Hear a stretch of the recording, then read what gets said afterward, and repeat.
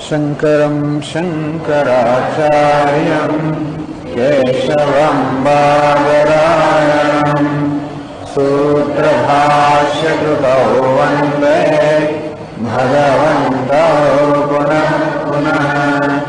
ईश्वरो गुरुरात्मेति मूर्तिभेदविभागिने व्योमवद्व्याप्तदेहाय दक्षिणामूर्तये नमः। नमः श्री शंकरानंद गुरुपादाम्बुजन्मने सविलास महामोह ग्राहग्रासैक कर्मणे।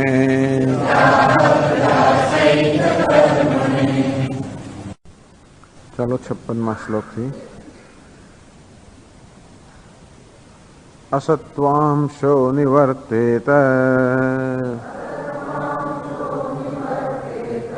परोक्ष ज्ञानतस्तथा अभानांश निवृत्ति स्यात् अपरोक्ष धिया कृता। दशमोऽस्तीति विभ्रान्तम् परोक्ष ज्ञानमीक्षते। ब्रह्मास्तीत्यपि तद्वत् स्यात् अज्ञानावरणं समम्। आत्मा ब्रह्मेति वाक्यार्थे निश्शेषेण विचारिते। व्यक्तिरुल्लिख्यते यद्वत्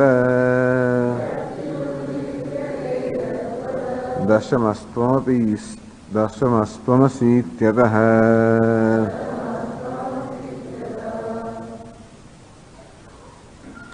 असत्वांशो निवर्तेत परोक्ष ज्ञानतस्तथा अभानांश निवृत्ति स्यात् अपरोक्ष धिया कृता।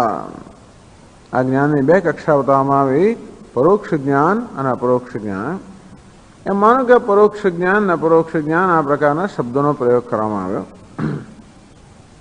અસત્વાંશો નિવર્તેત, તો બ્રહ્મ છે એ પ્રકારનું જે જ્ઞાન છે એને પરોક્ષ જ્ઞાન કહેવામાં આવ્યું. અસત્વાંશો નિવર્તેત, તો બ્રહ્મ છે એ પ્રકારના જ્ઞાનને કારણે અત્યાર સુધી બ્રહ્મ નથી એવી જે સમજ કે પ્રકારનો નિશ્ચય હતો, ભ્રમ હતો, એ દૂર થાય. એક ભ્રમ છે કે ઈશ્વર નથી, બ્રહ્મ નથી, અને બીજો ભ્રમ એ છે કે ઈશ્વર મને દેખાતો નથી. તો પહેલા ઈશ્વર નથી એ પ્રકારનો ભ્રમ દૂર થાય, અને બીજો ઈશ્વર દેખાતો નથી એ ભ્રમ દૂર થાય. તો ઈશ્વર છે એવું જાણ્યા પછી પણ દેખાતો નથી એવું કહી શકાય? પહેલા તો ઈશ્વર દેખાતો નથી માટે નથી. તો પહેલા તો કહેવામાં આવે છે કે ઈશ્વર દેખાતો નતો પણ છે. આ જગત છે, જગતનું કારણ ઈશ્વર છે. કારણ વગર કાર્ય ના હોઈ શકે. અને એ રીતે ઘણી બધી દલીલોથી, યુક્તિથી બતાવવામાં આવે કે જગતમાં આ અનેકતાનું અધિષ્ઠાન એક છે. આ સર્વ ગૂંચવાડામાં પણ એક સંવાદિતા છે. આ રીતે ઉપરથી જણાતા અન્યાયમાં પણ એક ન્યાય છે. આવું જ્યારે આપણને યુક્તિથી બતાવવામાં આવે એમ કરતાં આપણા મનમાં આ પ્રકારની ખાતરી થાય, નિશ્ચય થાય કે હા વાત બરોબર છે, ત્યારે ઈશ્વર છે. પછી ઈશ્વર દેખાતો નથી, અર્થાત ઈશ્વર મારા સાક્ષાત જ્ઞાનનો વિષય બન્યો નથી. એટલે પછી બીજી કક્ષાનું જ્ઞાન થયું, તું ઈશ્વર છે. એ ન્યાય કે સંવાદિતા કે એકતા વાસ્તવમાં તું જ છે. અને આ રીતે જ્યારે હું રૂપે એનું દર્શન થાય એને તો ઈશ્વરનું દર્શન પણ થયા. એટલે કે ઈશ્વર દેખાતો નથી એ ભ્રમ પણ દૂર થયો. તો પહેલા ઈશ્વર નથી એ ભ્રમ દૂર થાય બ્રહ્મ અસ્તિ એ જ્ઞાનથી. તો 10મા છોકરાની વાર્તા કથાના સંદર્ભમાં આ જ વસ્તુ કહેવામાં આવી. 10મઃ અસ્તિ વિભ્રાંતમ પરોક્ષ જ્ઞાનમીક્ષતે. પેલા 10મો છે તો દસમો નથી એ પ્રકારની ભ્રાંતિ. બધાને ગણવાને કારણે જયારે 9ની સંખ્યા જ ગણતરીમાં આવી અને ત્યારે એ પ્રકારનો એક ભ્રમ જન્મ્યો કે દસમો નષ્ટ, દસમો ખોવાઈ ગયો, ડૂબી ગયો, મરી ગયો, કંઈક થયું એને. દસમો નથી. કેમ નથી? કારણ કે દેખાતો નથી. આમ નથી અને દેખાતો નથી. પછી આપ તોડેને કહેવામાં આવે કે નહીં દસમો છે, ત્યારે એમાં શ્રદ્ધાને કારણે એનો વિશ્વાસ જન્મે કે દસમો છે, તેથી દસમો નથી એ ભ્રમ ચાલી ગયો. દસમો છે ઘરમાં ક્યાં છે? તો દસમોસી, તું દસમો છે એ પ્રકારનો ઉપદેશ જ્યારે કરવામાં આવે ત્યારે દસમાનું દર્શન પણ થાય. એટલે દસમો ભાસતો નથી, દસમો દેખાતો નથી એ ભ્રમ પણ દૂર થાય. તો નથી એ ભ્રમ દૂર કરનારા જ્ઞાનને પરોક્ષ જ્ઞાન કહેવામાં આવ્યું અને ભાસતો નથી એ ભ્રમને દૂર કરનારા જ્ઞાનને અપરોક્ષ જ્ઞાન કહેવામાં આવ્યું. આ પરોક્ષ અને અપરોક્ષ શબ્દો છે. જ્ઞાનને કશુંક વિશેષણ આપવું પડે, આ બંને જ્ઞાન એકબીજાથી જુદા પાડવા પડે, માટે પરોક્ષ અને અપરોક્ષ. નુ વાક્યાત પરોક્ષ જ્ઞાન ઉત્પદ્યતે ચેત અપરોક્ષ જ્ઞાન કતો જાયતે. આમ પહેલા મહાવાક્યનું શ્રવણ કરવાથી, શાસ્ત્રનું શ્રવણ આપાત જ્ઞાન, આપણને જો પરોક્ષ જ્ઞાન જન્મતો હોય શાસ્ત્રના શ્રવણથી, તો અપરોક્ષ જ્ઞાનમ કતો જાયતે. તો અપરોક્ષ જ્ઞાન કેવી રીતે જન્મે? વિચાર સહિતાત વાક્યાદેવ. એ વાક્ય પર જયારે વિચાર કરવામાં આવે ત્યારે, એટલે 58 શ્લોકમાં કહેવાયું આત્મા બ્રહ્મેતિ વાક્યાર્થે નિશ્શેષેણ વિચારતે. આત્મા અયમ આત્મા બ્રહ્મ, આ આત્મા બ્રહ્મ છે એવું જયારે કહેવામાં આવ્યું ત્યારે બ્રહ્મ નથી એ પ્રકારનો ભ્રમ ચાલી જાય. અને છતાં આત્મા બ્રહ્મ છે કઈ રીતે?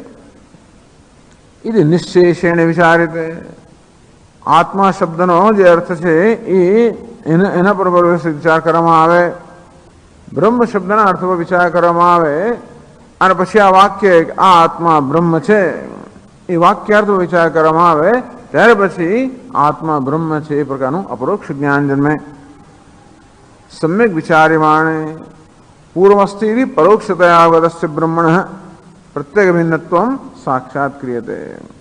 પેલા બ્રહ્મ છે પણ માને ભિન્ન છે એવું જે જાણવામાં આવતું હતું, હવે અયમ આત્મા બ્રહ્મ એ વાક્ય પર જ્યારે વ્યવસ્થિત વિચાર કરવામાં આવે, કયમ શબ્દનો અર્થ શું, આત્મા શબ્દનો અર્થ શું, બ્રહ્મ શબ્દનો અર્થ શું? એટલે આપણે પહેલા જયારે સાંભળીએ ત્યારે આત્મા શબ્દનો આપણી પાસે એક અર્થ હોય છે. એ શરૂઆતમાં જયારે શ્રવણ કરવામાં આવે ત્યારે વાચ્યાર્થ હંમેશા આપણે એને ગ્રહણ કરીએ, તેથી વાચ્યાર્થથી આપણે માત્ર પરોક્ષ જ્ઞાન જન્મે, લક્ષ્યાર્થથી અપરોક્ષ જ્ઞાન જન્મે. આ કહેવાનો હેતુ છે કે તું બ્રહ્મ છે એવું કહેવામાં આવે તો પણ માત્ર હું એટલે કોણ એવો તમારો ખ્યાલ છે જ, અને બ્રહ્મ એટલે કોણ એવો મારો ખ્યાલ છે. તેથી આ વાક્યનો અર્થ કઈ સ્પષ્ટ સમજાય નહીં, છતાં પણ બ્રહ્મ નથી એવો જો ભ્રમ જતો રહે. પણ હું એટલે કોણ, બ્રહ્મ એટલે કોણ, બ્રહ્મ એટલે શું અને બંનેનું એક હોવું એટલે શું, એ પર જ્યારે વિચાર કરવામાં આવે, એ દરેક પદ પર જ્યારે વિચાર કરવામાં આવે કે પદનો શું અર્થ થાય અને કેવી રીતે જીવ અને બ્રહ્મ એક હોઈ શકે, આ પ્રકારે જ્યારે વિચાર કરવામાં આવે ત્યારે લક્ષ્યાર્થથી અપરોક્ષ જ્ઞાન જન્મે. દશમસ્ત્વમસી ઇત્યતઃ. દસમો છે એવું પહેલા કહેવામાં આવ્યું અને પછી દસમો તું છે એ પ્રકારે જ્યારે કહેવામાં આવ્યું ત્યારે વિચાર થયો. આ રીતે જેને દસમાનો જેમ સાક્ષાત્કાર કર્યો પોતાના રૂપે, એ રીતે બ્રહ્મનો સાક્ષાત્કાર કરે એ આગળ 59માં શ્લોકથી સમજાવે છે. વિચાર સહકૃતેન વાક્યેન અપરોક્ષ જ્ઞાનોત્પત્તિ પ્રકારમ સદુષ્ટાંતમાહ. વાક્ય એટલે મહાવાક્ય, તત્વમસી વગેરે મહાવાક્ય. વિચાર સહકૃતેન, આ મહાવાક્ય પર જ્યારે વિચાર કરવામાં આવે ત્યારે અપરોક્ષ જ્ઞાન ઉત્પન્ન થાય. એ કઈ રીતે થાય એ દૃષ્ટાંત સહિત સમજાવે છે. 59માં શ્લોકમાં કહે છે દશમઃ કૈતિ પ્રશ્ને ત્વમેવેતિ નિરાકૃતે ગણયિત્વા સ્વેન સહ સ્વમેવ દશમં સ્મરેદ.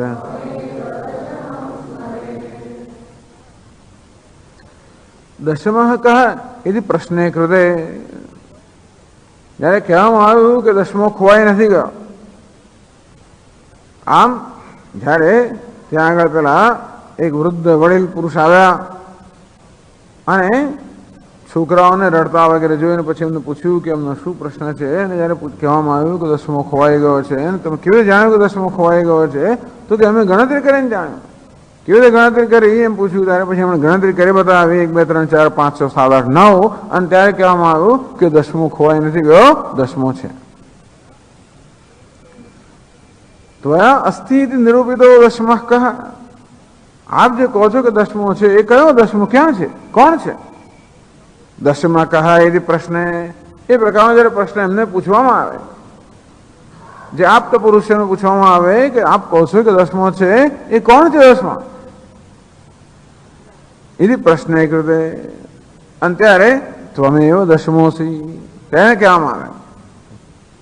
ફરી પછી એને બધું ગણાવડાવવામાં આવે તો ફરી ગણ, 1 2 3 દસમો છે, દસમો ક્યાં છે, તો કે ફરી ગણ 1 2 3. હવે એને લાગ્યું કે ગણવાથી મળશે, અંતેથી એકદમ ધ્યાનપૂર્વક, એકદમ શ્રદ્ધાથી અને આશાથી 1 2 3 4 5 6 7 8 9 એમ માનતો દસમાને શોધવાની અપેક્ષા ગણી રહ્યો છે. આ તો વિચાર થયો કે આ 9 છે એ જ ગણાઈ રહ્યા છે, અને પછી એને જયારે કહેવામાં આવ્યું ત્વમ દસમોસી, તું દસમો છે, ત્યારે એને ખ્યાલ આવ્યો કે ગણનારને ગણતરીમાં લીધો નથી. તમે એવી પરિહારે અભિતે, તું દસમો છે એ પ્રકારે જયારે એના પ્રશ્ન ઉત્તર આપવામાં આવ્યો, ત્યારે સ્વાત્મના ગણયિત્વા સ્વેન સહ, અને ત્યારબાદ સ્વેન સહ પોતાની સાથે જયારે બધાને ગણ્યા, અર્થાત ગણતરીમાં પોતાને પણ જયારે ગણવામાં પોતાને પણ જયારે ગણતરીમાં લીધો, સ્વમેવ દશમમ સ્મરેત, હું દસમો છું એ પ્રકારનું સ્મરણ થયું.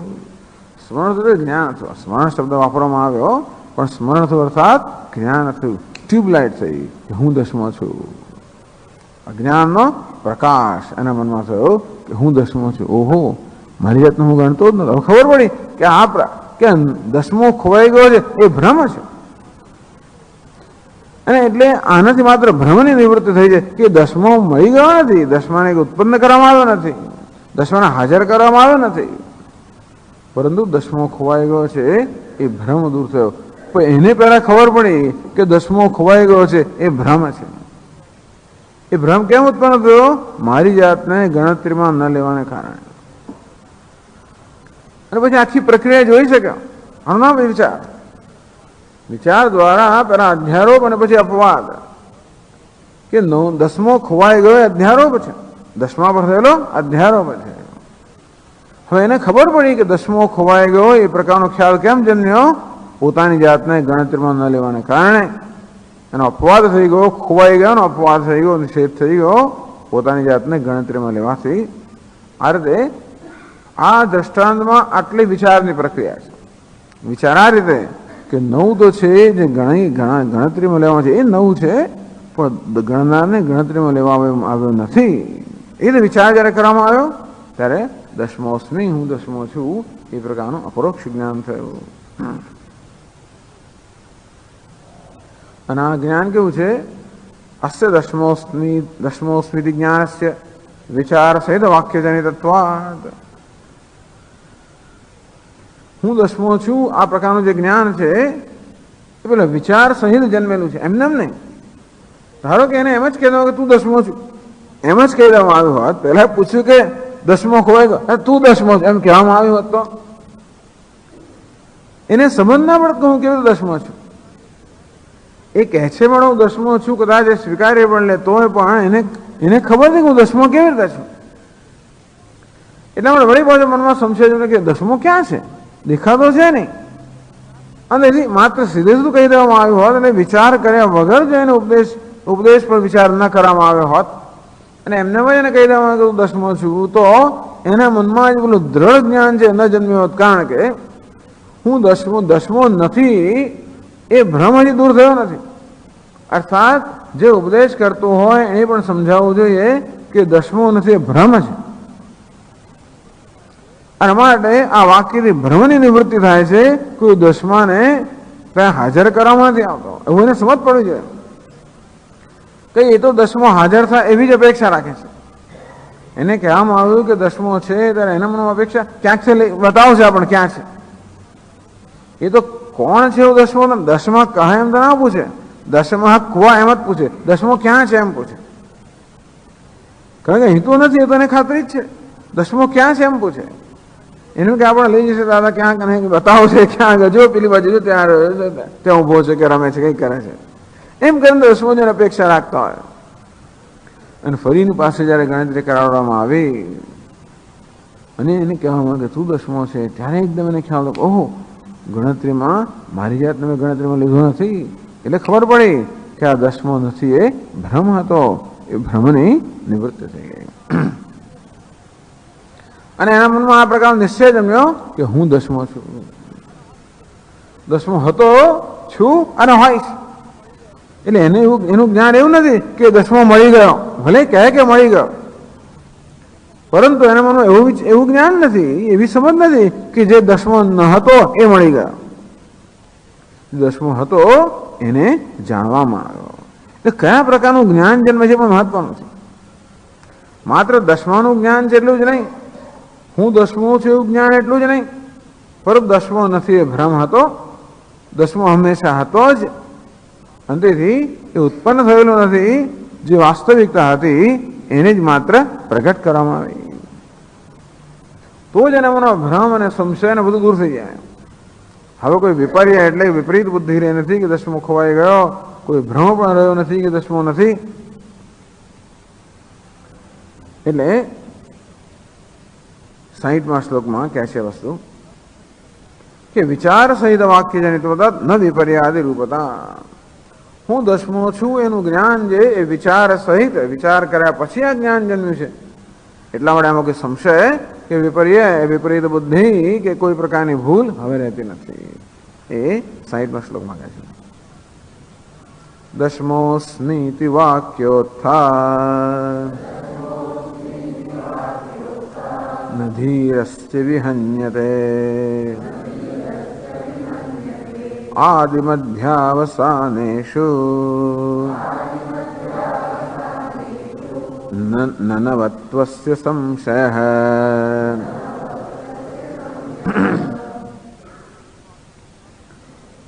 દસમોસ્મિ ઇતિ વાક્યોત્થા દસમોસી ઇતિ વાક્યોત્થા. ખરેખર તો દસમોસી ઇતિ વાક્યોત્થા ત્વમ દસમોસી, તું દસમોસી એ પ્રકારનો એ ઉપદેશ વાક્ય છે.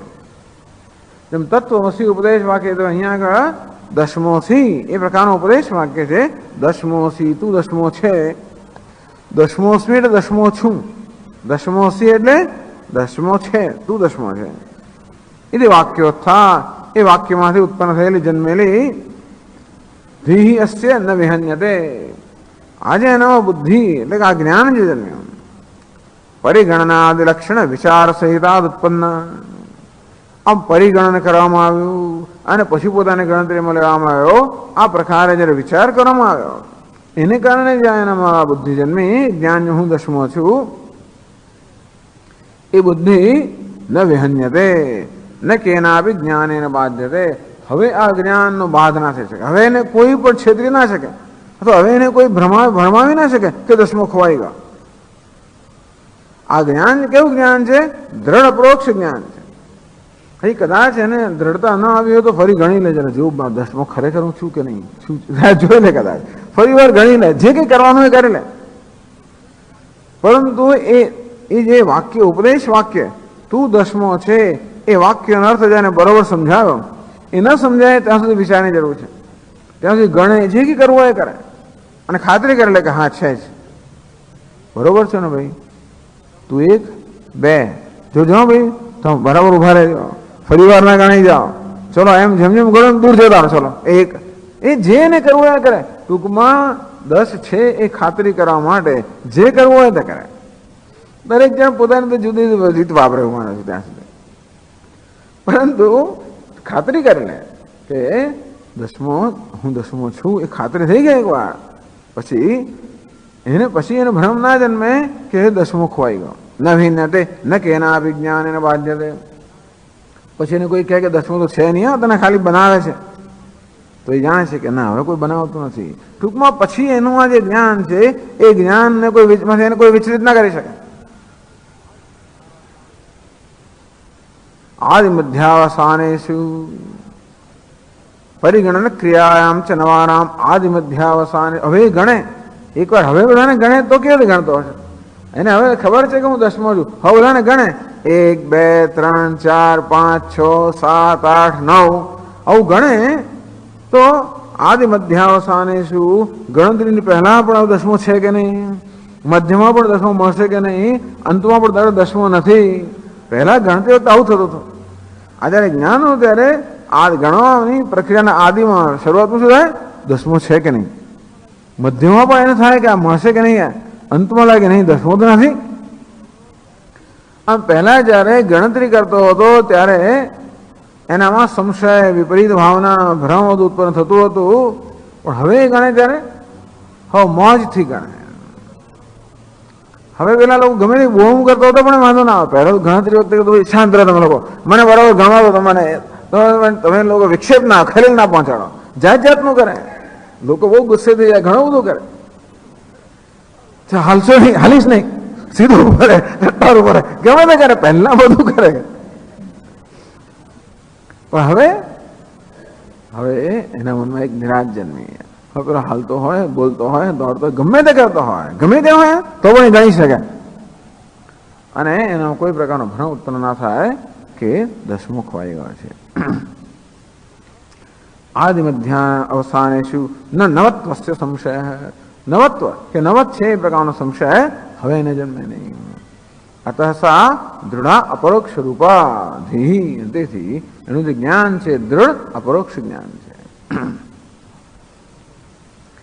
ઈત સર્વમ દાર્ષ્ટાંતિકે યોજયતી. આ તો દસમા છોકરાના દ્રષ્ટાંત બતાવ્યું કે પહેલા કેવું પરોક્ષ જ્ઞાન જન્મ્યું કે દસમો છે, અને પછી અપરોક્ષ જ્ઞાન જન્મ્યું કે હું દસમો છું. અને એ જ્ઞાનમાં જ્યારે વિપરીત ભાવના વગેરે નથી ત્યારે પછી એ જ્ઞાનમાંથી વિચલિત થતો નથી. પછી ભૂલી પણ જાય બધું. ટૂંકમાં પછી ગણ ના કરવો પડે. બરાબર દસમો છે કે ફરી વાર પછી મને વિચાર આવે કે દસમો છે કે નહીં, ફરી બાજુ ગણવું પડે, એવું ના થાય. એટલે જ્યાં સુધી હજી પેલું દ્રઢ નિશ્ચય જન્મ્યો નથી ત્યાં સુધી વારંવાર એવું કર્યા કરે કદાચ કે જોવા તમે ભૂલ તો નથી કરે ને આમ. પણ એક વાર મનમાં ખાતરી થઈ ગઈ પછી એને પોતાની યાદ ના દેવડાવવું પડે કે હું દસમો છું. યુરેકા મળી ગયો. શરૂઆતમાં એવું થાય, પછી કોઈ જરૂર નથી. પછી ટૂંકમાં એ વૃત્તિ પણ નથી. જ્યારે જ્ઞાન જન્મે ત્યારે વૃત્તિ જન્મે હું દસમો છું.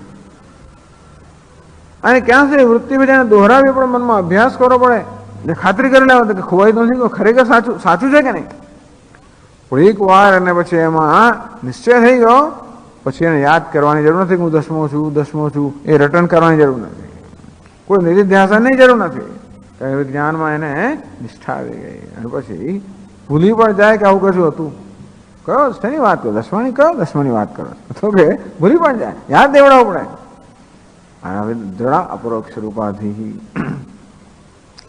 61મા શ્લોકમાં જે દૃષ્ટાંત બતાવવામાં આવ્યું, હવે દાષ્ટાંત એટલે કે જીવન બ્રહ્મના ઐક્યના વિષય બતાવે છે. સદેવેત્યાદિ વાક્યેન બ્રહ્મ સત્વં પરોક્ષતઃ ગૃહીત્વા તત્વમસ્યાદિ વાક્યાદ વ્યક્તિમ સમુલ્લિખેદ. છાંદોગ્ય ઉપનિષદના 6ઠ્ઠા અધ્યાયને ધ્યાનમાં રાખીને કહે છે સદૈવ ઇત્યાદિ વાક્યેન બ્રહ્મ સત્વમ પરોક્ષતઃ. આ વાક્ય તો બહુ આવી ગયું. આ વાક્ય બધાને યાદ હશે જ. સદૈવ સૌમ્ય ઇદમ અગ્ર આસીત એકમેવા દ્વિતીયમ. આ પ્રકારે ઇત્યાદિ વાક્યેન ચાલશે નહીં દ્વારા એટલું તો ખબર છે બધાને. બ્રહ્મ સત્વમ પરોક્ષતઃ. બહુ સ્પૂન ફીડિંગ, કશું સમજ જ ના પડે ને કશું યાદ જ ના રહે ને કંઈ ભાન જ ના, એવું તો તેવું ચાલે નહીં ને. જ્યારે જોયું ત્યારે આપણે આમ તાજા હોઈએ એને શું સત વળીશું કઈ વાત કરી. એટલે કોઈને કોઈ સ્લેટ જ લઈને આવીએ આપણે હંમેશા. આ તો 7મું પ્રકરણ ચાલે છે. એટલા માટે આગળ આખું પ્રકરણ એ વાક્ય પર રચાયેલું હતું. સદૈવ સૌમ્ય ઇદમગ્ર આસીત એકમેવા દ્વિતીયમ, એનું આખું પ્રકરણ રચાયેલું હતું, જો યાદ હોય તો. તેથી એનો જ હવે એનો જ નિર્દેશ કરવામાં આવે છે. સદૈવ ઇત્યાદિ વાક્યેન બ્રહ્મ સત્વમ પરોક્ષતઃ ગૃહીત્વા. એટલે જ્યારે શ્વેતકેતુને કહેવામાં આવ્યું કે હે શ્વેતકેતુ, આ સમગ્ર જગત એના સર્જન પહેલા એક અદ્વિતીય સત હતું. ત્યાં બ્રહ્મ માટે સત શબ્દનો પ્રયોગ કરવામાં આવ્યો. ક્યારેક ચિત્ત શબ્દનો પ્રયોગ કરવામાં આવે, ક્યારે આનંદ શબ્દનો પ્રયોગ કરવામાં આવે, જ્ઞાન શબ્દનો પ્રયોગ કરવામાં આવે. અહીં છાંદોગ્ય ઉપનિષદના 6થા અધ્યાયમાં સત શબ્દનો પ્રયોગ કરવામાં આવ્યો. 7મા અધ્યાયમાં સુખ, ભૂમા અને સુખ એવા શબ્દનો પ્રયોગ કરવામાં આવ્યા. પણ કહેવામાં આવ્યું કે હે શ્વેતકેતુ, આ જગતનું કારણ છે. એક જ વસ્તુ છે ને કે કાર્ય પોતાની ઉત્પત્તિ પહેલા કારણ અવસ્થામાં હોય. જેમ કે ઘડાઓ એમની ઉત્પત્તિ પહેલા કઈ અવસ્થા, માટીની અવસ્થામાં હતા. એટલે જ્યારે જેમ કહેવામાં આવે કે આ બધા ઘડાઓ એમની ઉત્પત્તિ પહેલા એકમાત્ર માટી હતા, એનો અર્થ કે માટી આ ઘડાઓનું કારણ છે. કાર્યની ઉત્પત્તિ પહેલા જે હોય એનું નામ કારણ. એ કહેવામાં આવ્યું કે આ સત એકમેવા દ્વિતીયમ, એક અનદ્વિતીય સત એ જગતનું કારણ છે. અંતેથી આ સત છે, બ્રહ્મ છે, એ પહેલા તો નક્કી નિશ્ચિત થયું કે બ્રહ્મ છે. બ્રહ્મ સત્વમ પરોક્ષતઃ ગૃહીત્વા. પણ જગત સત અર્થાત બ્રહ્મ જગતનું કારણ છે. આ જગત કાર્ય છે, એનું એક કારણ છે અને એ કારણ બ્રહ્મ છે. એવું જયારે એને એ પ્રકારની સમજ પડે, એ જ્ઞાન થયું. પણ બ્રહ્મ છે, જગતનું કારણ બ્રહ્મ છે, એવું જ્ઞાન થયું.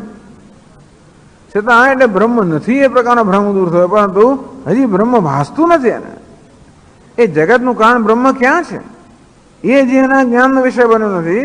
અંતેથી ન ભાતી, હજી ભાસતું નથી એ પ્રકારનો ભ્રમ તો રહી જ ગયો. અંતેથી આગળ પછી ઉપદેશ કરવામાં આવે છે. તત્વમસ્યાદિ વાક્યાત વ્યક્તિમ સમુલ્લેખે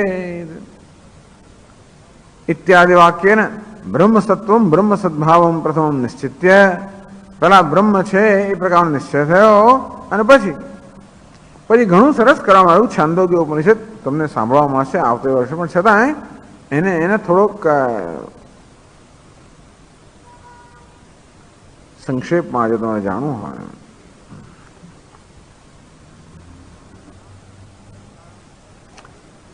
તો પહેલા જગત કારણ સત છે, એક અદ્વિતીય છે તો કહેવામાં આવ્યું.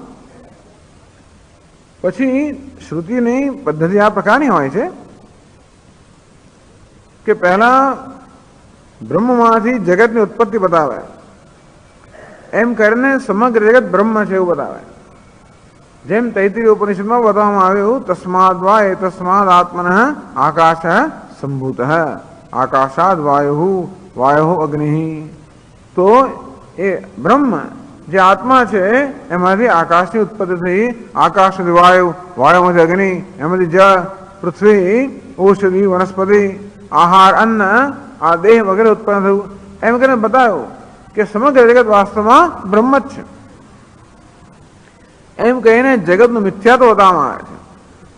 આ સમગ્ર નામ રૂપાત્મક જગત બ્રહ્મ છે, કારણ કે એના ઉત્પત્તિ પહેલા માત્ર બ્રહ્મ જ હતું. અને બ્રહ્મ જ આકાશ બની ગયું, એ જ વળી વાયુ બની ગયું, એ જ વળી પાછું અગ્નિ બની ગયું, જળ બની ગયું, પૃથ્વી બની ગયું, આ બધું જ બની ગયું. વિગત સોનાનો પેલો લગડી હોય એ જુદા જુદી અવસ્થાઓથી પસાર થતા એક કંઠી બને, એમાંથી પછી એક તાર બન્યો, અને એમાંથી પછી પેલી કડીઓ બની, એમ કરીને અવસ્થાઓનું વર્ણન કરવામાં આવે. સૃષ્ટિનું વર્ણન કરે, સૃષ્ટિનું મિથ્યાત્વ. આ સૃષ્ટિ બ્રહ્મ છે, અંદરથી જે અનેકતા નામ રૂપ ને જડતા વગેરે છે બધું મિથ્યા છે એ બતાવે. આમ બ્રહ્મ અને સૃષ્ટિનું ઐક્ય બતાવે અને આ રીતે સૃષ્ટિનો મિથ્યાત્વ બતાવે. અને પછી બ્રહ્મ અને જીવનો એક ઐક્ય બતાવે. કારણ કે જો સૃષ્ટિ મિથ્યા હોય, દ્વૈત મિથ્યા હોય, તો જ અદ્વૈતની સત્યતા સિદ્ધ થાય. એટલે છાંદોગ્ય ઉપનિષદમાં પણ પહેલા આ વાક્ય કહેવામાં આવ્યું કે આ સમગ્ર જગત એની ઉત્પત્તિ પહેલા એક અદ્વિતીય સત હતું, બ્રહ્મ હતું. તદૈક્ષત બહુશ્યામ પ્રજાએતિ. એ બ્રહ્મએ પછી ઈક્ષણ કર્યું, બ્રહ્મે મનનું આલોચન કર્યું કે હું બહુ બની જાઉં, ઉત્પન્ન થાઉં. તેજ અસૃજત, અને એ રીતે એ તેજ અર્થાત અગ્નિ બની ગયું.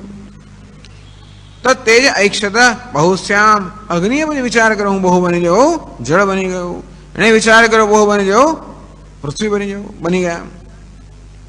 એમ કરીને આ બ્રહ્મ પંચ મહાભૂત રૂપે અભિવ્યક્ત થયો. સાયમ દેવતા ઈક્ષત હંત હમિમાહ તિસ્રો દેવતા અનેન જીવેન આત્મા અનુપ્રવિશ્ય નામ રૂપે વ્યાકરવાણી હતી. અને પછી આ સત નામનું જે દેવતા એટલે પરમાત્માએ પછી આ પ્રકારે વળી ઈક્ષણ કર્યું, આલોચન કર્યું કે ઓહો, હવે આ ત્યાં ત્રણ મહાભૂતની વાત કરવામાં આવી કે પંચ મહાભૂત. તો આ ત્રણ મહાભૂત છે, અગ્નિ, જળ અને પૃથ્વી, જેમાંથી આ સમગ્ર જગત બનેલું છે. તો આ ત્રણ મહાભૂત ઉત્પન્ન થયા. હવે હું એમનામાં પ્રવેશ કરું અને જીવેના આત્મના, આ જીવ રૂપથી હું આ મહાભૂતોમાં પ્રવેશ કરું. એટલે આ જગતમાં પ્રવેશ કરું. જગત તો તૈયાર થઈ ગયું, માખું તૈયાર થઈ ગયું, પણ એમાં જીવ તો જોઈએ ને. તો તેથી આ મહાભૂતથી જગતનું માખું તૈયાર થયું, ઉપાધિ તૈયાર થઈ. પછી જીવેના આત્મના, તો આત્મના એટલે સદ રૂપે, હું જે છું એ જ રૂપે, હું જે સત છું એ સદ રૂપથી જ જીવ બની જાઉં. જીવ એટલે કે આ પ્રાણને ધારણ કરવું. જીવનો અર્થ છે પ્રાણને ધારણ કરવો. એટલે કે હવે આ જે આ દેહ રૂપી ઉપાધિ બની એ પ્રાણને ધારણ કરનાર ચૈતન્ય હોવું જોઈએ. અને તેથી ચૈતન્ય હું આ ઉપાધિમાં પ્રવેશ કરીને ઉપાધિને ધારણ કરો. નામ રૂપે વ્યાકરવાણી હતી. અને પછી આ નામ અને આ રૂપ આ પ્રકારે હું અભિવ્યક્ત થાઉં. આમ પ્રવેશ શ્રુતિ એટલે શાસ્ત્ર આવી રીતે પહેલા સૃષ્ટિનું વર્ણન કરે કે બ્રહ્મમાંથી આ નામ રૂપાત્મક જગત ઉત્પન્ન થયું. પછી પ્રવેશની વાત કરે કે ઉત્પન્ન કરનાર બ્રહ્મએ જ એ નામ રૂપાત્મક જગતમાં પ્રવેશ કર્યો. તસ સૃષ્ટવા તદેવાનુપ્રાવિશત, જેમ તૈત્રીય ઉપનિષદ કહેવામાં આવ્યું કે આ જગતનું સર્જન કરીને એ બ્રહ્મએ એમાં જ પ્રવેશ કર્યો. અને એ રીતે કે આ નામ રૂપ ઉપાધિમાં જે અત્યારે વ્યવહાર કરી રહ્યો છે વાસ્તવમાં બ્રહ્મ છે.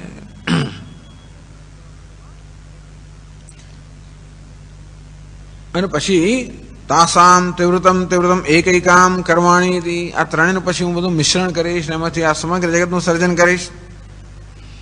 એમ કરીને ત્યાં શ્વેત કેતુને બતાવવામાં આવ્યું કે સમગ્ર જગત વાસ્તવમાં આ ત્રણ તત્વોનું બનેલું છે. એ ત્રણ તત્વો વાસ્તવમાં સત અર્થાત જગતનું કારણ છે. અને બહુ સરસ બધું બતાવવામાં આવે, જુદા જુદી વસ્તુ બતાવવામાં આવે.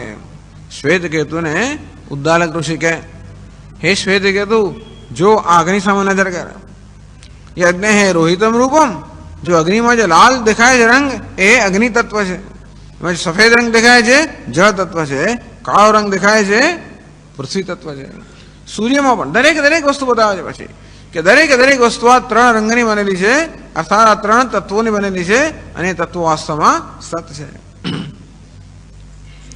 આમ કરીને આ સમગ્ર જગત અને બ્રહ્મ વચ્ચેનું ઐક્ય બતાવ્યું કે સર્વમ ખલુ ઇદમ બ્રહ્મ, આ સમગ્ર જગત વાસ્તવમાં બ્રહ્મ જ છે. બ્રહ્મ જ જગત રૂપે અભિવ્યક્ત થયેલું છે. અને જે જગત પણ દેખાય છે, જડ પણ દેખાય છે, અનેક પણ દેખાય છે, ભેદભાવ દેખાય છે, એ વાસ્તવમાં મિથ્યા છે.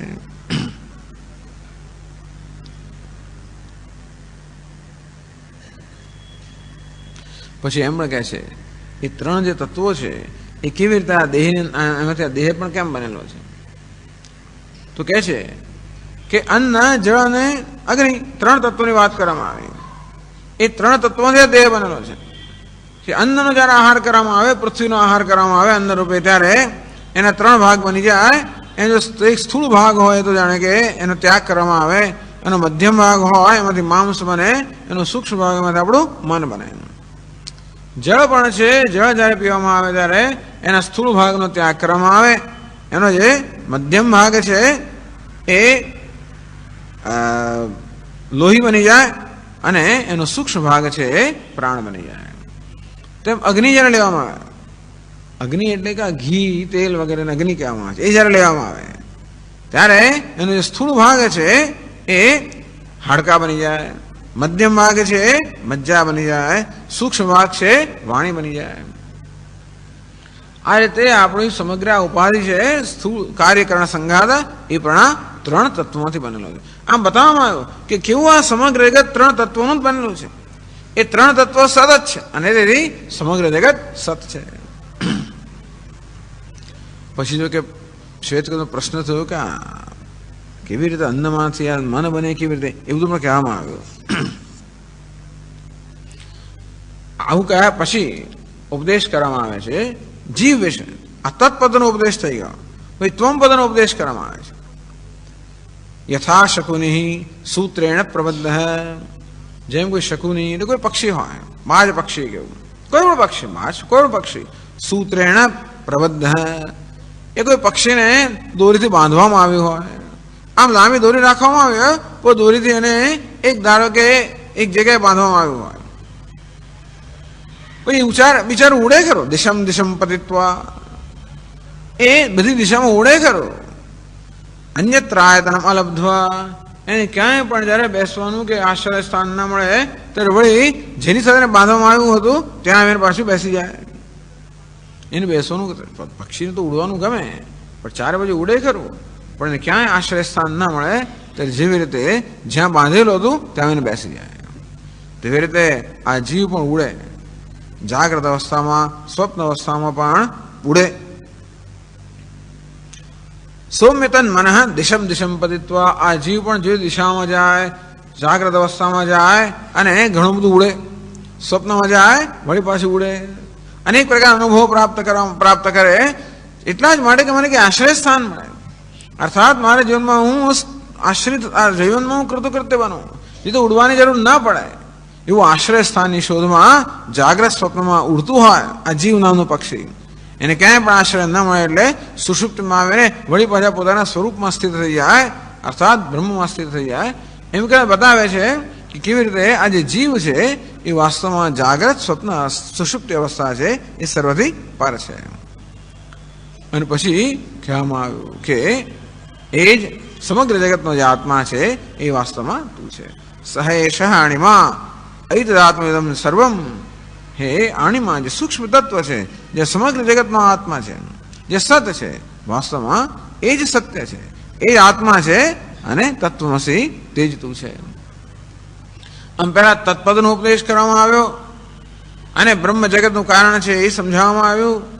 અને તેથી બ્રહ્મ નથી એ પ્રકારનો જે ભ્રમ હતો એ દૂર થયો. અને પછી એ બ્રહ્મએ કેવી રીતે આ નામ રૂપાત્મક ઉપાધિમાં પ્રવેશ કર્યો અને કેવી રીતે અત્યારે જીવ રૂપે વ્યવહાર જે કરી રહ્યો છે, જાગ્રત સ્વપ્ન સુષુપ્તિ ભિન્ન ભિન્ન અવસ્થાથી પસાર થઈ રહ્યો છે, એ જીવ વાસ્તવમાં કોણ છે? બ્રહ્મ, જેણે અહીં પ્રવેશ કર્યો છે.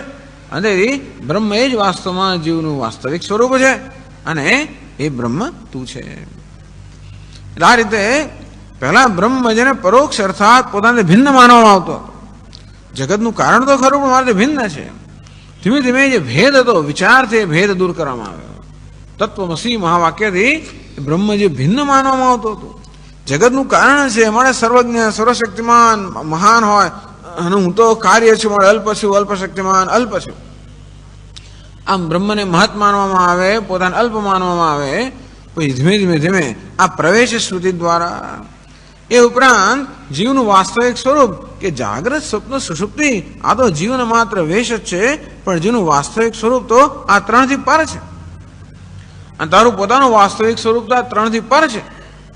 અને તેથી આ બધા જે વિરુદ્ધ અંશ હતો બ્રહ્મમાં અને જીવમાં, વિરુદ્ધ અંશ કે પેલું જગતનું કારણ હોવાને કારણે સર્વવ્યાપક છે અને હું તો અલ્પવ્યાપી છું.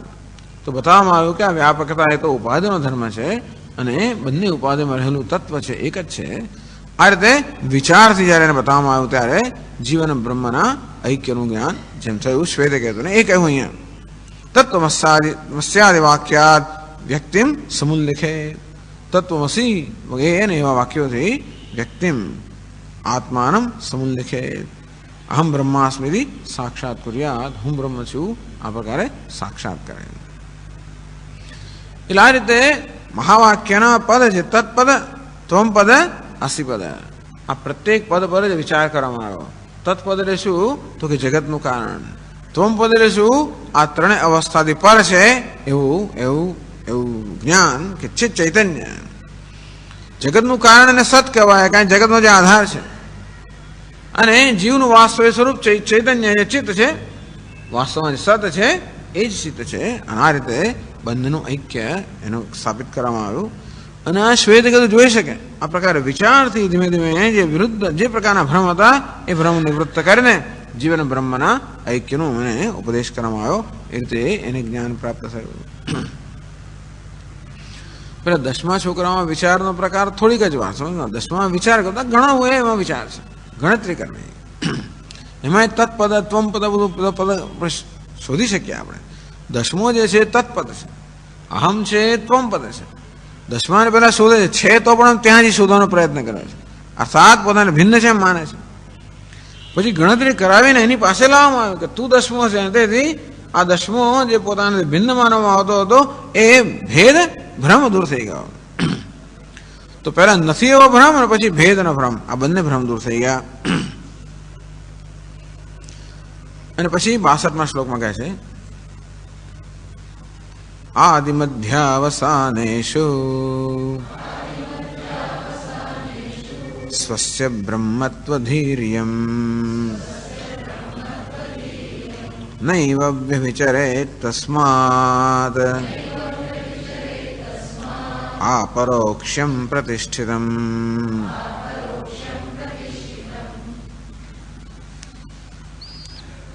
આદિમધ્ય અવસાનેષુ સ્વસ્ય બ્રહ્મત્વધીયમ નૈવ વ્યભિચરેત. હવે જ્યારે વ્યવહાર કરે ત્યારે પછી હું બ્રહ્મ છું એની ધી અર્થાત એનું જે જ્ઞાન છે એ જ્ઞાનમાં હવે ક્યાંય એ ચલાયમાન ન થાય. વળી પાછો પેલો ભ્રમ સ્થાપિત ના થઈ જાય. અત્યારે શું થતું હતું કે આ દેહને આત્મા માનવામાં આવતો હતો, આ પંચકોશને આત્મા માનવામાં આવતા હતા. એટલે ગણતરી કરતો હતો પાછો.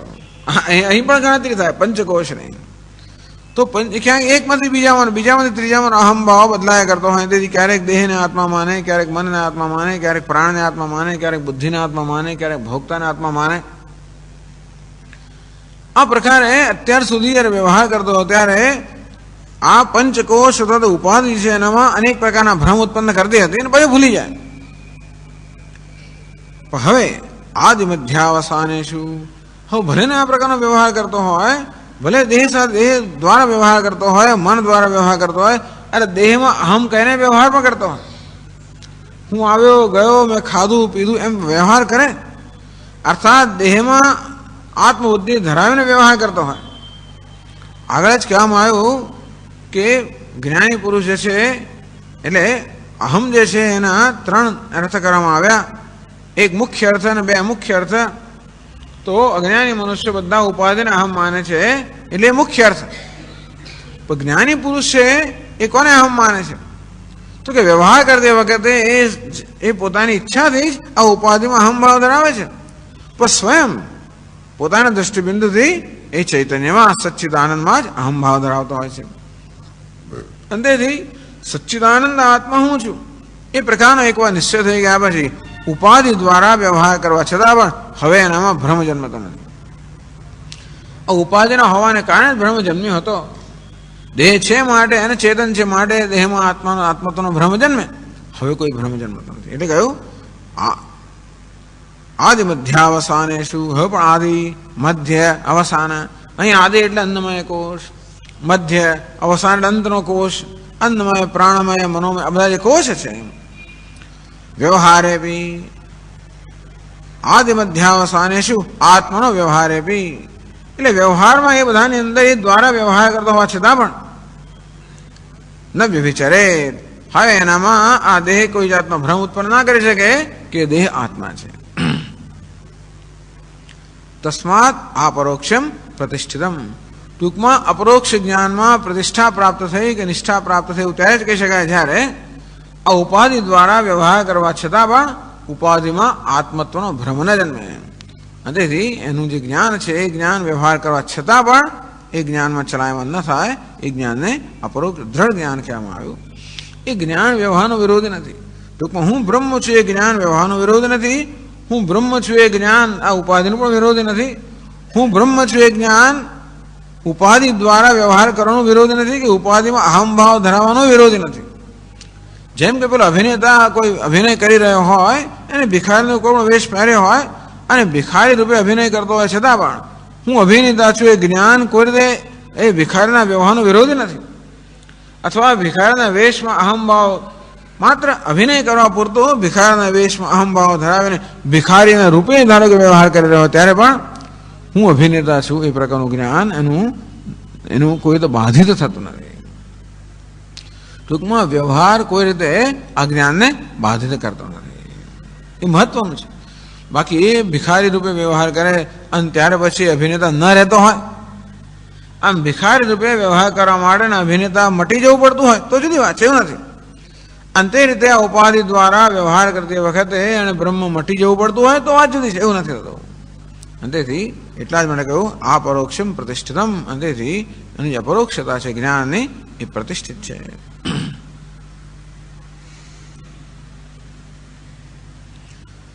एवं प्रथमतः केवलम वाक्यात परोक्ष ज्ञान उत्पद्यते. आप કહો છો એ પ્રમાણે પહેલા વાક્યમાંથી પરોક્ષ જ્ઞાન જન્મે.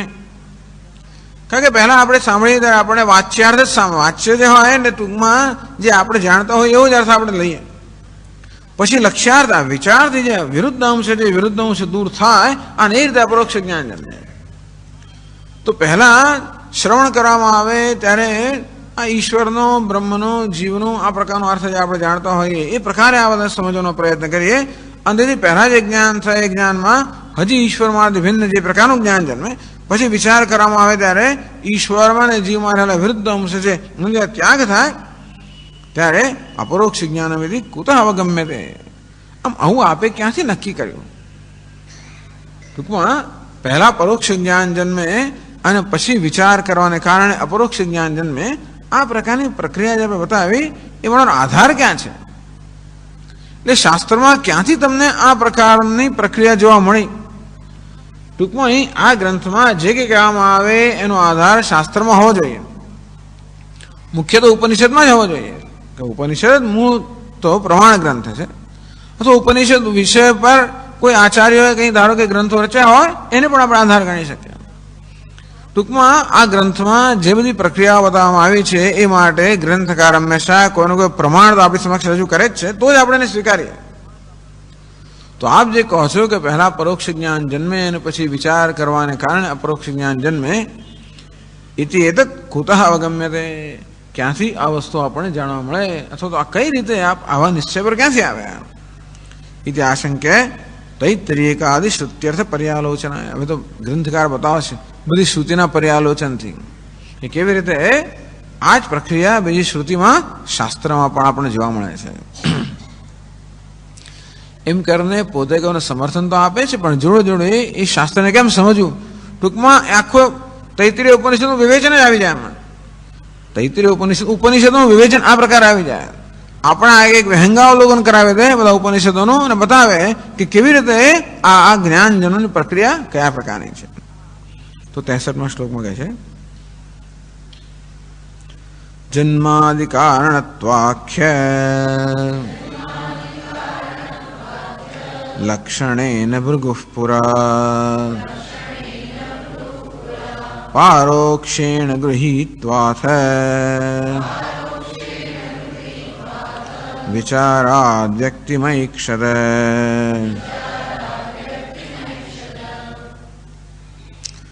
જન્માદિ કારણત્વાખ્ય લક્ષણેન ભૃગુઃ પુરા પારોક્ષેણ ગૃહીત્વા. ભૃગુ જ્યારે વરુણ ઋષિ પાસે પિતા પાસે ગયા અને ત્યારે ઉપદેશ માટે પ્રાર્થના કરી અને કહેવામાં આવ્યું અધિ ભગવો બ્રહ્મેતિ.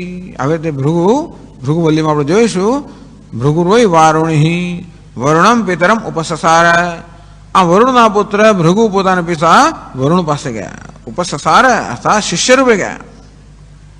અધિ ભગવો બ્રહ્મેતિ, હે ભગવાન મને બ્રહ્મનો ઉપદેશ કરો. તો ગમ હોવા છે અન્નમ પ્રાણમ મનશ્ચક્ષુ અન્નમ પ્રાણમ ચક્ષુ શ્રોત્રમ વાચમિતિ. અન્ન પ્રાણ મન ચક્ષુ શ્રોત્ર વાણી આ બ્રહ્મ છે. આ જગ્યાએ બ્રહ્મ માટે આ સ્થળો જે છે એ સ્થળો હેતુ બ્રહ્મ માટે ની પૃચ્છા કર કે અન્વેષણ કર. આ સ્થળો દ્વારા બ્રહ્મનું અન્વેષણ કર. ભગવાન બ્રહ્મનું અન્વેષણ કરવું પણ કેવી રીતે કરવું? ત્યારે બ્રહ્મનું ત્યાં લક્ષણ બતાવવામાં આવ્યું. યતો વા ઇમાની ભૂતાની જાયંતે. યેન જાતાની જીવંતી. હવે આટલા વર્ષો ઉપનિષદનું સાંભળ્યા પછી આ બધા વાક્યો તો મોડા પણ આવડો છે, પછી ક્યાં આવ્યું? આ તો કોઈ સાંભળ્યું એવું ના થવું છે. ટૂંકમાં ભગવદ્ ગીતા છે, ઉપનિષદ છે, આ બધી વસ્તુ તો આમ કંઈક તો આપણે હા બરોબર છે, આ તો સાંભળેલું છે, તૈત્રીય ઉપનિષદમાં છે. અંધારો અત્યારે ના ખબર ઘરે જઈને જયારે જોવાનું કે ક્યાં છે આ તૈત્રીય ઉપનિષદ, શું વસ્તુ છે, એમાં કઈ જગ્યાએ આવ્યું. થોડીક આપણે એટલે કંઈક આપણામાં થોડું કુતૂહલ હોવું જોઈએ. એવું નહીં કે આપણે એટલે આવ્યા સ્વામીજી કહેશે બરોબર છે, આમ થોડી ચકડા વકડા આપણી આંખો થાય, વળી પાછા ઘરે ગયા અને આપણા વ્યવહારમાં પડી ગયા, પછી આવ્યા પછી આપણે બરાબર સામે જોઈ રહીએ. થોડુંક આપણું પણ અંદર થોડો સહયોગ હોય, પાર્ટિસિપેશન અંદર હોય, તો આ જે તમે આટલી તકલીફ લઈને અહીંયા આવીને બેસો છો એ થોડુંક સફળ થાય જો શ્રવણ કર્યા, સાંભળ્યા પછી કંઈક એનું અનુસરણ કરવામાં આવે, ફોલોઅપ કરવામાં આવે. આવતા પહેલા થોડોક જરા અભ્યાસ કરવામાં આવે, ગયા પછી પણ જરા શું ચાલી રહ્યું છે એનો અભ્યાસ થાય, જરા નોટ પેન્સિલ સાથે હોય. અને સ્વામીજી આ બધા વાક્યો કહે છે, જરા કંઈક નોંધ કરી લઈએ કે આ શ્લોકમાં આ વાક્ય કયું, ક્યાંથી આવ્યું, એ વાક્ય ક્યાં છે, જરા ચોપડી ખોલીને જોઈએ, એનો અર્થ એ વાક્યનો અર્થ સમજવાનો પ્રયત્ન કરીએ કે અહીં કેવી રીતે એ વાક્યના સાથે શું સંબંધ છે. આવું કંઈક જરા કરીએ તો એને અધ્યયન કહેવાય. અને એવું કંઈક કરીએ તો આ પંચદશી જે છે એક અંદર ઉતરે. નહીં તો પછી એમ સ્વામી ચિન્મયાનંદ મહારાજ પાસે એક માણસ આવીને કે Swamiji I have gone through all the Upanishads, I have gone through all the Upanishad. તો મહારાજ કહે કે પણ have the Upanishads gone through you? હું તો બધા ઉપનિષદોથી પસાર થઈ ચૂક્યો, પણ ઉપનિષદ તમારાથી પસાર થયા કે નહીં? જેનું ભાષાંતર કરવા હતો એવું આપણે કહીએ નહીં કે બધા ઉપનિષદ વાંચી ગયો, બધા ઉપનિષદ જોઈ લીધા, ઉપનિષદ તમને જોયા છે કે નહીં? ટૂંકમાં એટલે પણ સંતોષ થાય કે પંચદશીનું આપણે શ્રવણ, સ્વામી પંચદશી ભણ્યા, પણ એમાં ભણવા પણ માત્ર સાંભળ્યું એટલું પૂરતું નથી, પણ જો જોડે એમાં આપણો પણ શું ભાગ છે એમાં, એ ભણવા પડવામાં એ મહત્વના અંશ છે જેને વિચાર કહેવામાં આવે છે. એટલે કહ્યું ને કે માત્ર સાંભળવાથી પરોક્ષ જ્ઞાન જન્મે, પછી જ્યારે વિચારની કસોરી પર ચડાવીએ, જોકે શ્રવણનો વિચાર થતો જ હોય છે, છતાં પણ એને જ્યારે વિચારની કસોરી ચડાવીએ ત્યારે વસ્તુ આપણી બને. એટલે કે જઈને આપણે કંઈક આના પર થોડો વિચાર કરીએ, કંઈક જરા નોંધ લખતા હોઈએ, ક્લાસની અંદર થોડું જરા પોઈન્ટ નોંધ લીધા હોય અને પાછા ઘરે જઈને જરા વધારે કરતા હોઈએ, પાછા લઈને બેસીએ અને કંઈક એવું કંઈક કરીએ તો આ વસ્તુ આપણી બને. નહીં તો એનું અહીં રહી જાય છે. જ્ઞાન તો છે જ, પુસ્તક સ્થાતું આ વિદ્યા, પુસ્તકમાં રહેલી વિદ્યા અને બીજાના હાથમાં રહેલું ધન જ્યારે જરૂર પડે ત્યારે કામ નથી આવતું. તેથી એ વસ્તુ આપણી બનવી જોઈએ, એ માટે આપણો પ્રયત્ન જોઈએ. એટલે ભૃગુ નામક કશ્ચિદ ઋષિ, ભૃગુ નામના કોઈ ઋષિ પહેલા જ્યારે પોતાના પિતા વરુણ પાસે ગયા અને ઉપદેશ માટેની પ્રાર્થના કરી, ત્યારે વરુણ એમના જે પિતાજી અને ગુરુ જે હતા એમણે બ્રહ્મનું આ લક્ષણ કહ્યું, યતો વા ઇમાની ભૂતાની જાયંતે યેન જાતાની જીવંતી યત પ્રયંત વિસંવિશંતિ તદ વિજિજ્ઞાસસ્વ તદ બ્રહ્મેતિ. જેમાંથી આ સમગ્ર જગત ઉત્પન્ન થાય છે, જેના વડે આ જગતની સ્થિતિ છે અને જેમાં જઈને આ જગત લીન થઈ જાય છે, તદ વિજિજ્ઞાસસ્વ, એને તું જાણવાની, એના વિશે અન્વેષણ કર. તદ બ્રહ્મેતિ, તો જેમાંથી આ જગતનો જન્મ થયો છે, જેમાં આ જગતની સ્થિતિ છે અને જેમાં આ જઈને જગત લીન થઈને એક બની જાય છે, તદ વિજિજ્ઞાસસ્વ, એને તું વિશેષ રૂપે જાણવાની ઈચ્છા કર. અર્થાત હે ભૃગુ, તું એનું અન્વેષણ કર. તદ બ્રહ્મેથી, એ જે છે એ બ્રહ્મ છે. આ પ્રકારે એને બ્રહ્મનું લક્ષણ કહેવામાં આવ્યું અને શાસ્ત્રમાં તટસ્થ લક્ષણ કહે છે. આગળ સ્વરૂપ લક્ષણની વાત કરશે, તટસ્થ લક્ષણ. જે તટસ્થ લક્ષણ એટલે કે જે ખરેખર લક્ષણ નથી એનું, કાદાચિતકમ વ્યાવર્તકમ, ક્યારેક, એટલે લક્ષણ એને જ કહેવાય જે એક વસ્તુને બીજા બધા કદાચ જુદી પાડીને ઓળખાવે. લક્ષણ એટલે ઓળખાવનારું ચિહ્ન, લક્ષણ એટલે ઓળખાવનારું ચિહ્ન. તો જે બીજી બધી વસ્તુઓ કરતા જુદી પાડીને ઓળખાવે એ ચિહ્નને કહેવાય લક્ષણ. આમ દરેકનું કશુંક તો લક્ષણ હોવું જોઈએ જે એને જગતમાં બીજા બધાથી જુદું પાડે. એટલા જ માટે કે ભગવાને દરેક વસ્તુને એવી એક અજોડ બનાવેલી છે કે કોઈ પણ વસ્તુ બીજા જેવી તો બધી રીતે હોતી જ નથી. એટલા જ માટે દરેક વસ્તુમાં કોઈ ને કોઈ પ્રકારની અજોડતા હોય જ છે, વિશેષતા હોય જ છે. એટલા જ માટે એને લક્ષણ કહેવાય કે એ વસ્તુ કે પદાર્થ જે હોય એની વિશેષતા દ્વારા આપણે એને ઓળખાવીએ, જેથી બીજા બધા પદાર્થો કરતા જુદું ઓળખી શકાય.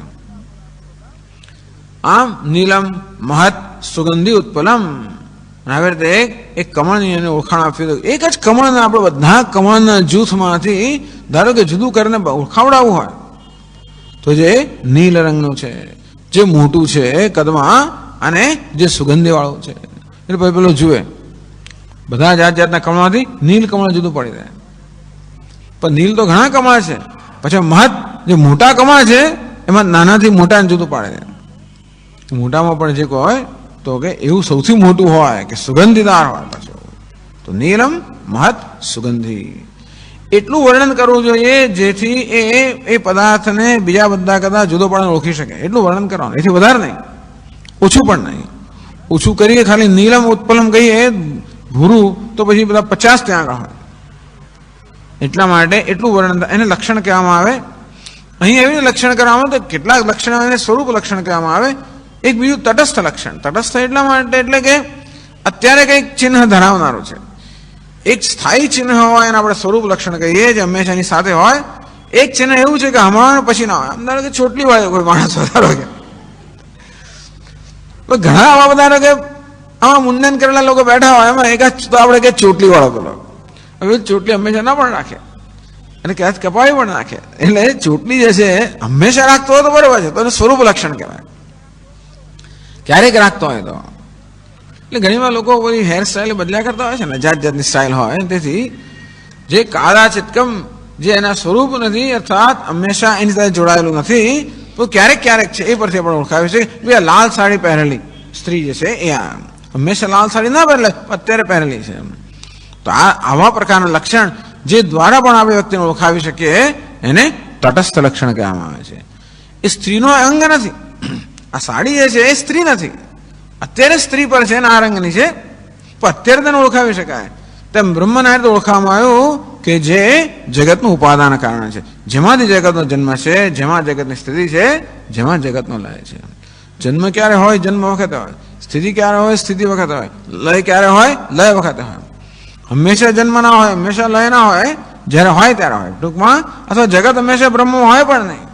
જ્યાં સુધી અધ્યારોપ હોય ત્યાં સુધી જગત બ્રહ્મમાં હોય, અને તેથી જગત એ બ્રહ્મ સાથે અવિના ભાવે સંકળાયેલું નથી, અને તેથી અધ્યારોપ છે. તો એ દ્વારા બ્રહ્મની ઓળખાણ કરવામાં આવી, આવું લક્ષણને આપવામાં આવ્યું.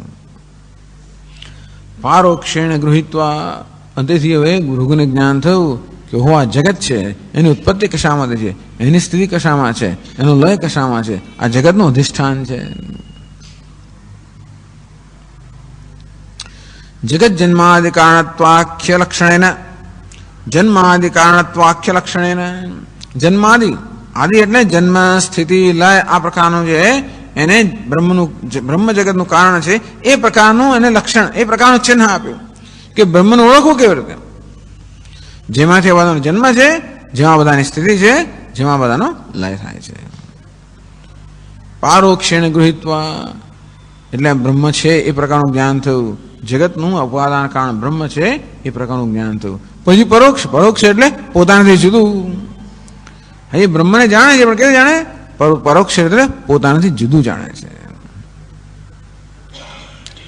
અથવા વિચારાદ વ્યક્તિમાં ઈક્ષત, પછી જાણે વિચાર કરો ત્યારે વ્યક્તિમાં ઈક્ષત, અને ત્યારે વિચાર દ્વારા પછી એને જ્ઞાન થયું કે બ્રહ્મ વાસ્તવમાં હું જ છું. એ તૈત્રીય પછી જણાવે છે. અહીં પણ આગળના શ્લોકોમાં બતાવે છે ગ્રંથકાર કે વિચાર કઈ રીતે થયો ત્યાં ભૃગુવલ્લીમાં, અને કેવી રીતે ભૃગુ પરોક્ષ જ્ઞાનમાંથી એણે પરોક્ષ જ્ઞાન પ્રાપ્ત કર્યું. આગળ આપણે એની ચર્ચા કરશું. ઓમ પૂર્ણમદ પૂર્ણમિદમ પૂર્ણાત પૂર્ણમુદચ્યતે પૂર્ણસ્ય પૂર્ણમાદાય પૂર્ણમેવાવશિષ્યતે. ઓમ શાંતિ શાંતિ શાંતિ. શંકરં શંકરાચાર્યં કેશવં બાદરાયણં सूत्रभाष्यकृतौ वन्दे भगवन्तौ पुनः पुनः। ईश्वरो गुरुरात्मेति मूर्तिभेदविभागिने व्योमवद्व्याप्तदेहाय दक्षिणामूर्तये नमः। ॐ शान्तिः शान्तिः शान्तिः। हरिः ॐ श्रीगुरुभ्यो नमः। हरिः ॐ।